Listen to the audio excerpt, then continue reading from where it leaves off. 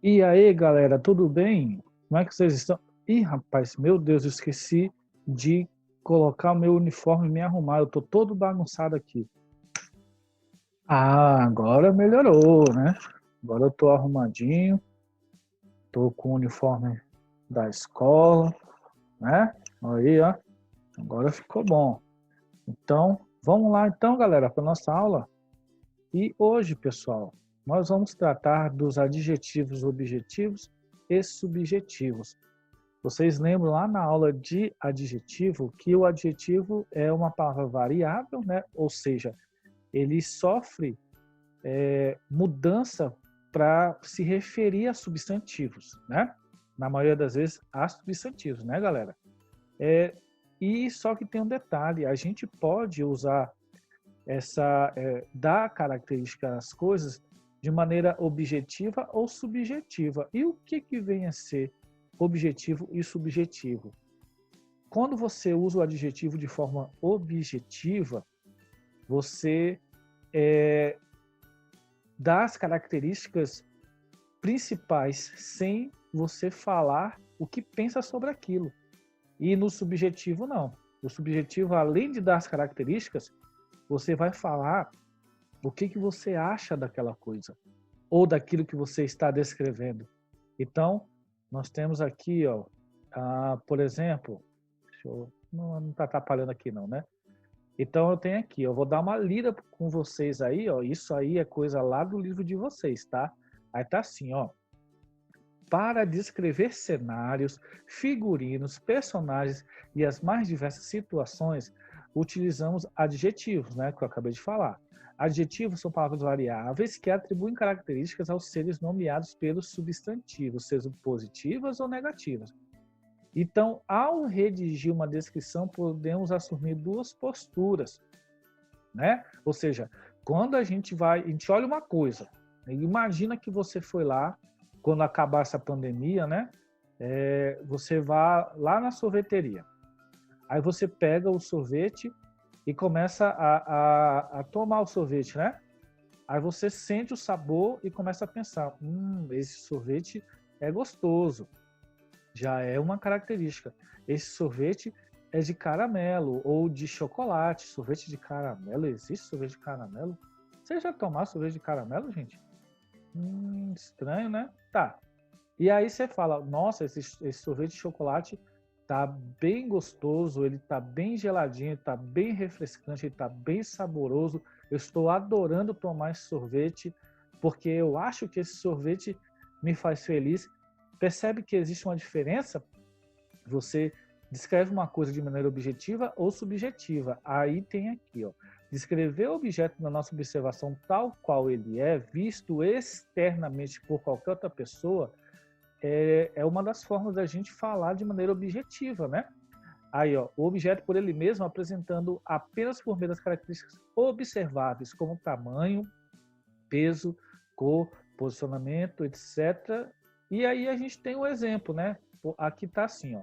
A boneca que a menina mais velha segura tem longos cabelos loiros, mede cerca de 25 centímetros, usa um vestido em xadrez preto e branco e não aparenta ser pesada, visto que a menina não a segura com dificuldade. Seu braço esquerdo está levantado, simulando uma posição de abraço. Então, essa é uma forma de você citar as características principais do objeto que você está descrevendo, sem precisar falar o que você pensa sobre aquele objeto, tá? Aí, opa, desculpa. Então nós temos aqui, aqui nesse segundo exemplo, nós vamos descrever o objeto de observação a partir do nosso ponto de vista impregnado de julgamentos, impressões e sensações. Então, isso quer dizer o quê, galera? Quer dizer o seguinte: quando você olha para a coisa e começa a pensar, a descrever ou falar o que você pensa sobre aquilo. Porque, por exemplo, você pode, por exemplo, achar a sua colega inteligente ou o seu colega inteligente. Tá? O meu colega é inteligente. Isso é uma característica observável que todo mundo observa só de prestar atenção. Agora, se você fala assim, esse meu colega, ele é inteligente, é um cara dedicado, que respeita os professores, faz as atividades, é comportado, eu acho ele muito legal, muito engraçado. Aí você já está colocando coisas que vão além daquelas características principais, né? Você está começando a aprofundar, está começando a falar coisas além do que a maioria das pessoas observam. Então, o nome disso é descrição subjetiva, tá? Aí aqui tem um exemplo. Ó. A menina mais velha segura uma boneca lindíssima. Seus cabelos longos e loiros balançam ao sabor do vento. E quando brinca com ela, a própria menina se sente mais livre. O vestido xadrez em preto e branco cobre-lhe os pés, e os braços levantados sugerem um abraço de carinho, como que agradecendo pelo tempo de companhia. É uma boneca cara, mas a menina sabe que a Maria, ainda que não passasse de um tostão. Percebeu que é bem diferente do que só dizer a altura da boneca, a cor da boneca, o peso da boneca, a posição da boneca. Você está dando uma característica além daquilo que todos estão observando. Beleza, galera? Aí aqui está relatando o que eu acabei de dizer para vocês, que é assim, ó. Note que ser linda ou cara não está na boneca em si, mas na opinião do sujeito que a julga e a considera assim. Outro sujeito pode olhar para a mesma boneca e não julgar nem linda nem cara. Temos, portanto, a descrição objetiva, que é sentada no objeto, própria de texto que pretende partilhar dados e basear-se em fatos. Então, existem algumas situações que você vai usar o tipo de descrição mais adequada, né? Então, por exemplo, num jornal, o jornal está falando sobre um político, né? Ele vai falar de maneira objetiva, que o político atua em Brasília, é do partido tal, ganhou não sei quantos votos, tudo sem se aprofundar. Por quê? Porque essa descrição ela é uma característica de algum tipo de jornal ou até mesmo jornal televisivo ou jornal que é de folha de papel. Para quê? Para que eles fazem essa descrição objetiva? Porque eles não podem colocar a sua opinião sobre aquilo, porque quem que tem que ter opinião são as pessoas que estão lendo. Então é por isso que se usa a descrição objetiva. Agora, se eu quero pegar e falar do mesmo político, né? Só que agora colocando o que eu penso sobre ele, ele é um bom político, não, ele é um mau político, esse político ele se envolve em corrupção, não, esse político ele tem ajudado muito a comunidade dele. Aí já é uma descrição subjetiva, porque você vai escrever isso daí em outros tipos de textos, igual, por exemplo, com um artigo de opinião. O próprio nome já diz artigo de opinião. É a sua opinião que vai estar ali. Então, existem lugares adequados onde eu vou usar o tipo de descrição ou objetiva ou subjetiva.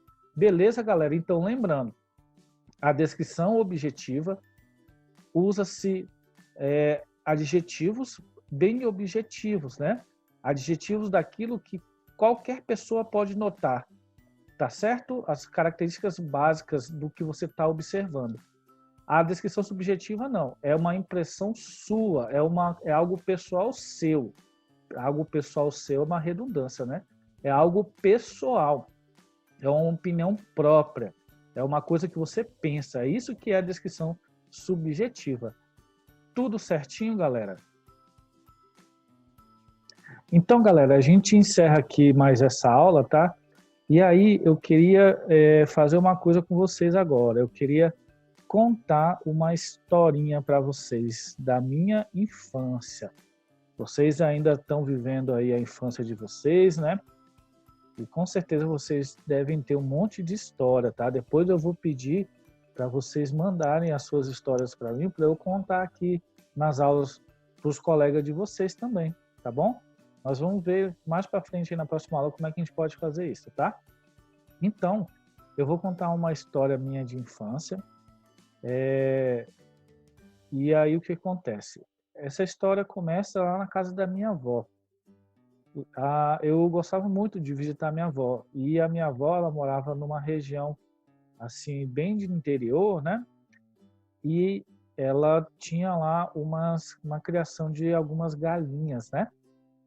E aí, alguém já viu uma galinha aí viva? Já viu? Já mexeu com uma galinha viva, que está ali viva, andando pelo quintal? Toma cuidado, viu? Porque eu fui surpreendido, tá? Então ela cuidava, ela criava algumas galinhas, né? E tinha uma galinha lá que ela tinha acabado de dar uma ninhada lá. Na verdade, ela não tinha dado a ninhada ainda. Ela estava ainda chocando os ovos, né? Para quem não sabe, chocar os ovos é quando a galinha ela fica ali deitada em cima dos ovos para aquecer o ovo, né? E o ovo vai fecundando ali aquele embrião do pintinho ali até ele se desenvolvendo e se transformar num pintinho, né? Aí o pintinho sai do ovo e aí ele vai crescendo, né? Então, para quem não sabe também, essas galinhas, quando elas estão chocando o ovo, elas ficam bem nervosas, né? Elas ficam bem ariscas. Por quê? Porque elas querem proteger lá os seus ovinhos, né? Os seus pintinhos, tá certo? E aí, eu era muito pequeno, eu devia ter mais ou menos uns 4, 5 anos, né? E aí eu tava ali andando pelo quintal da minha avó e eu vi a galinha lá deitadinha, né? Quietinha, eu não tinha nada que lá mexer com a galinha, né? E aí eu passei perto e a galinha começou, né? Cococó, cococó, tipo assim, me avisando, olha, sai daqui, porque senão você vai ver. E eu não estava nem aí, continuei passando perto da galinha e ela cococó, cococó, cococó, e abrindo as asinhas assim, né? Pro meu lado. E eu continuei ali, nem me importei com a galinha. Daqui a pouco, essa galinha se levantou e começou a correr atrás de mim. E eu comecei a correr dela pelo quintal todinho, e eu corria para o lado, e a galinha passava correndo, e eu corria para o outro, a galinha passava correndo, e eu comecei a gritar minha avó, gritar minha mãe, e aí a minha mãe veio correndo. Quando eu achei que ela ia me salvar, adivinha o que ela fez? Ela parou e começou a rir da situação. Olha que engraçado. E aí a minha mãe, em vez de me ajudar, ela foi lá e ficou rindo. Se naquela época já existisse um celular para gravar, com certeza ela teria gravado igual essa cena aqui, ó, desse menino correndo dessas galinhas aqui. E era mais ou menos parecido com isso, só que a galinha ela estava mais revoltada, né? Lógico, né? Ela estava ali cuidando dos seus ovinhos, né? E aí a galinha, eu fiquei encurralado lá num lugar do quintal da minha avó. Aí a galinha ela ia para trás, aí ela vinha correndo e voava para cima de mim.